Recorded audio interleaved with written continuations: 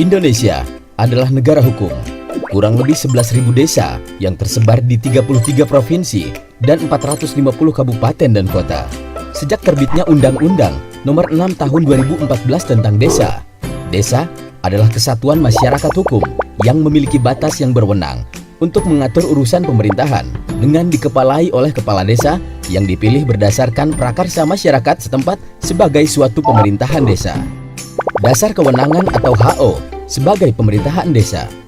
Desa dan masyarakatnya membentuk peraturan-peraturan di desa yang tidak bertentangan dengan kepentingan umum dan peraturan perundang-undangan yang lebih tinggi, meliputi 1.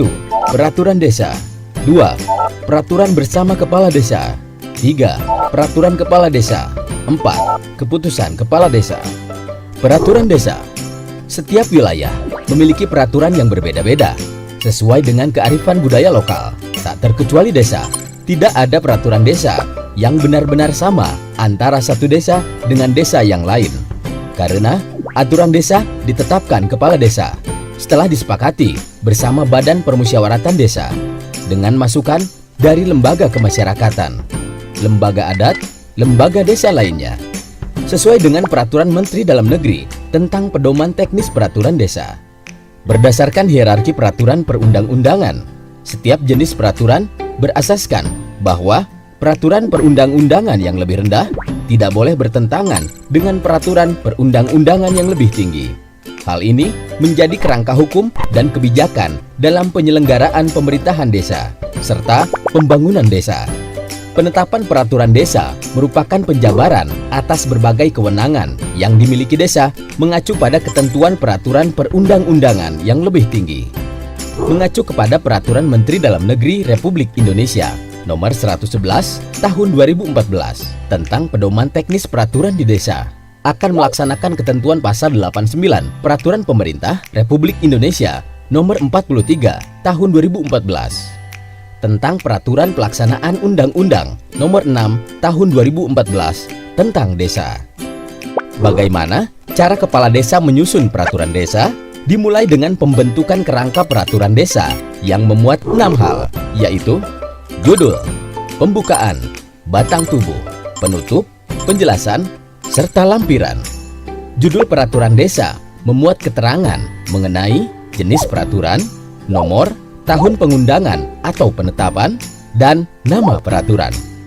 Jika merupakan peraturan perubahan, wajib ditambahkan frasa perubahan atas di depan judul peraturan yang dirubah. Apabila diubah lebih dari satu kali, maka di antara kata perubahan dan atas disisipkan keterangan yang menunjukkan berapa kali peraturan tersebut diubah. Pada judul pencabutan peraturan, maka perlu ditambahkan kata pencabutan di depan judul peraturan desa yang dicabut. Pembukaan terdiri dari 5 bagian yang diawali frasa dengan rahmat Tuhan yang Maha Esa, diikuti dengan jabatan pembentuk peraturan desa, konsiderans menimbang, dasar hukum, dan diktum. Bagian selanjutnya adalah batang tubuh, terdiri dari 5 hal: ketentuan umum, materi pokok yang diatur, ketentuan sanksi, ketentuan peralihan, dan ketentuan penutup. Ketentuan umum diletakkan dalam bab 1. Jika tidak dilakukan pengelompokan bab, ketentuan umum diletakkan pada pasal awal, memuat batasan pengertian atau definisi, singkatan yang digunakan dalam peraturan, dan hal lain yang bersifat umum yang berlaku bagi pasal-pasal berikutnya. Dalam ketentuan umum, peraturan desa menggunakan frasa pembuka.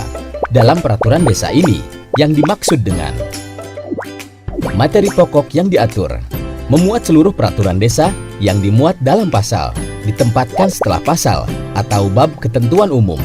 Pembagian materi pokok ke dalam kelompok yang lebih kecil dilakukan menurut kriteria yang dijadikan dasar pembagian. Ketentuan sanksi. Ketentuan sanksi dalam peraturan desa hanya boleh memuat sanksi administratif dan denda. Dalam menentukan sanksi, perlu dipertimbangkan dampak yang ditimbulkan oleh pelanggaran dalam masyarakat, serta unsur kesalahan pelaku. Ketentuan peralihan dibuat jika diperlukan memuat penyesuaian pengaturan tindakan hukum atau hubungan hukum yang sudah ada berdasarkan perundang-undangan lama terhadap perundang-undangan baru. Ketentuan penutup ditempatkan dalam bab terakhir atau pasal terakhir, berisikan tentang penunjukan organ atau alat perlengkapan yang akan melaksanakan peraturan, nama singkat peraturan, status peraturan, serta mulai berlakunya peraturan. Pencabutan peraturan desa yang digantikan dengan peraturan terbaru harus mencantumkan nama peraturan desa yang lama. Untuk mencabut peraturan yang telah berlaku, gunakan frasa dicabut dan tidak berlaku. Untuk mencabut peraturan yang belum berlaku, gunakan frasa ditarik kembali dan dinyatakan tidak berlaku. Penutup, memuat rumusan perintah pengundangan dan penempatan peraturan desa dalam lembar resmi, penanda tanganan pengesahan atau penetapan peraturan desa, pengundangan atau penetapan peraturan desa, dan akhir bagian penutup. Lampiran dapat memuat uraian, daftar, tabel, gambar, peta, dan sketsa. Jika lampiran lebih dari satu, tiap lampiran harus diberi nomor urut menggunakan angka Romawi, dicantumkan nama dan tanda tangan pejabat yang mengesahkan.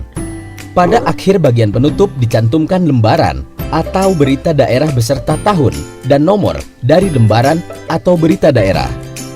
Ada pula hal-hal khusus yang akan mengatur tentang pendelegasian kewenangan. Peraturan yang lebih tinggi dapat mendelegasikan kewenangan mengatur lebih lanjut kepada peraturan yang lebih rendah. Pendelegasian kewenangan mengatur harus menyebutkan ruang lingkup materi yang diatur dan jenis peraturan perundang-undangan dan menghindari delegasi blanko. Peraturan bersama desa selain mengatur tentang peraturan desa, mengacu kepada Peraturan Menteri Dalam Negeri Republik Indonesia Nomor 111 Tahun 2014 tentang pedoman teknis peraturan di desa, juga diatur tentang tata cara peraturan bersama kepala desa. Peraturan bersama kepala desa diadakan dalam rangka mempercepat pembangunan, pelayanan, dan pemberdayaan masyarakat desa, di mana desa dapat mengadakan kerjasama antar desa. Ada dua bentuk kerjasama yang dapat dilakukan oleh desa, yaitu kerjasama dengan desa lain dan kerjasama dengan pihak ketiga. Bagaimana cara kepala desa menyusun peraturan bersama desa? Peraturan bersama kepala desa merupakan naskah dinas yang dikeluarkan pemerintah desa untuk mengatur segala sesuatu yang dibutuhkan untuk menyelenggarakan pemerintahan antar desa dengan persetujuan BPD. Penyusunan peraturan bersama desa diawali judul, berisikan nama kabupaten, frasa peraturan bersama, nama desa yang melakukan kerjasama, serta nomor dan tahun peraturan bersama desa. Kemudian, perihal peraturan bersama desa dimaksud. Diikuti nama desa yang bekerja sama dalam peraturan di bawah perihal. Badan surat keputusan terdiri dari 3 hal: konsiderasi, dasar hukum, serta diktum. Konsiderasi menimbang peraturan bersama desa dapat memuat beberapa pertimbangan yang berisi uraian ringkas mengenai perlunya melaksanakan ketentuan kegiatan desa tersebut. Dasar hukum memperhatikan berisi surat edaran dari tahap Kementerian Dalam Negeri hingga surat keputusan dari tingkat kabupaten. Urutan pencantuman harus memperhatikan hierarki peraturan perundang-undangan dari yang tertinggi hingga terendah. Peraturan bersama desa dicantumkan dengan frasa memutuskan. Dalam perihal menetapkan, berisikan judul peraturan bersama desa atas hal yang diatur. Diktum terdiri dari beberapa hal. Diktum pertama biasanya berisikan hal yang diatur dalam peraturan bersama desa dan terkait dengan lampiran sebagai dokumen pendukung. Diktum kedua berisikan tugas atau kewajiban dan hak dari hal atau organisasi yang diatur. Diktum ketiga menyatakan sejak kapan peraturan tersebut berlaku. Peraturan bersama desa diakhiri dengan tempat dan tanggal penetapan, serta tanda tangan 2 atau lebih kepala desa yang melakukan kerjasama. Ada pula lampiran sebagai dokumen pendukung dari peraturan bersama desa. Peraturan bersama kepala desa. Dalam rangka kerjasama antar desa, perencanaan penyusunan rancangan peraturan bersama kepala desa ditetapkan bersama oleh 2 kepala desa atau lebih. Perencanaan penyusunan dan peraturan bersama kepala desa akan ditetapkan setelah mendapatkan rekomendasi dari musyawarah desa. Setelah disusun, peraturan bersama kepala desa wajib dikonsultasikan kepada masyarakat dan camat desa masing-masing untuk mendapatkan masukan, usulan dari masyarakat desa, dan camat harus ditindaklanjuti kepala desa sebagai bahan masukan guna menyusun kembali rancangan peraturan bersama kepala desa. Pembahasan rancangan peraturan bersama kepala desa harus dilakukan oleh 2 kepala desa atau lebih. Kepala desa yang melakukan kerjasama antar desa menetapkan rancangan peraturan desa dengan menandatangani rancangan peraturan bersama desa paling lambat 7 hari sejak tanggal disepakati. Lalu akan diundangkan dalam berita desa oleh sekretaris desa masing-masing. Kerjasama antar desa dituangkan dalam peraturan bersama kepala desa melalui kesepakatan musyawarah antar desa. Peraturan ini memiliki kekuatan hukum mengikat atas desa-desa yang terlibat dalam kerjasama.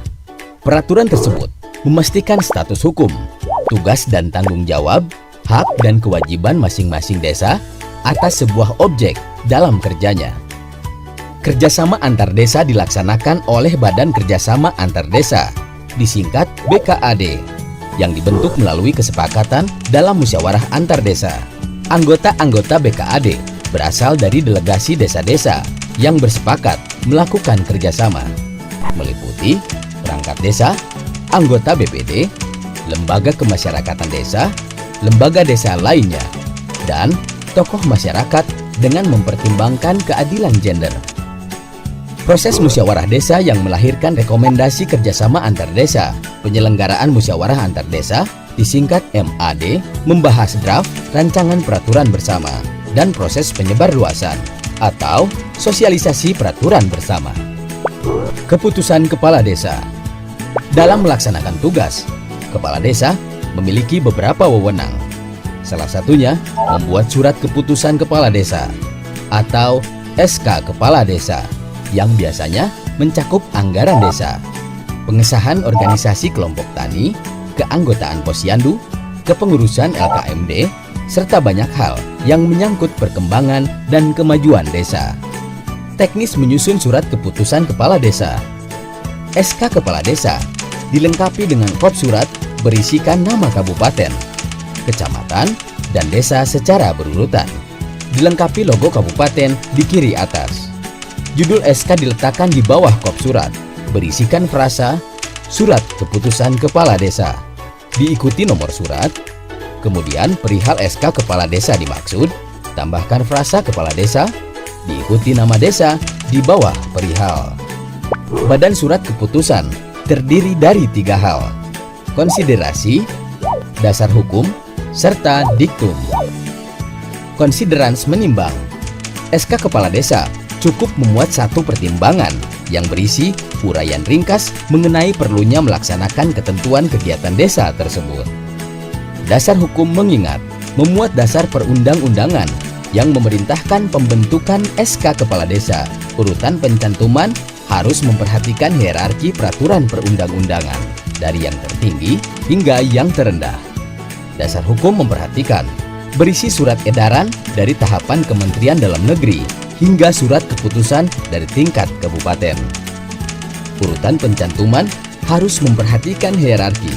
Keputusan kepala desa dicantumkan dengan frasa memutuskan. Dalam perihal menetapkan, berisikan judul keputusan kepala desa atas hal yang diatur. Diktum terdiri dari beberapa hal. Diktum pertama biasanya berisikan hal yang diatur dalam SK kepala desa dan terkait dengan lampiran sebagai dokumen pendukung SK. Diktum kedua berisikan tugas atau kewajiban dan hak dari hal atau organisasi yang diatur dalam SK. Diktum ketiga menyatakan sejak kapan SK tersebut berlaku. SK kepala desa diakhiri dengan tempat dan tanggal penetapan serta tanda tangan kepala desa. Ada pula lampiran sebagai dokumen pendukung dari SK Kepala Desa. Lampiran biasanya berisikan perihal yang diatur dalam SK. Lampiran disertakan bersama SK dengan tanda tangan Kepala Desa. Peraturan Desa, Peraturan Bersama Desa, Peraturan Bersama Kepala Desa, dan Keputusan Kepala Desa bertujuan untuk memperkuat posisi desa dalam kerangka NKRI, serta memperjelas tugas, peran, dan fungsi desa dalam mengelola desa, menjalankan pemerintahan desa, dan memberikan pelayanan bagi masyarakat agar tercapainya cita-cita bersama mewujudkan kesejahteraan masyarakat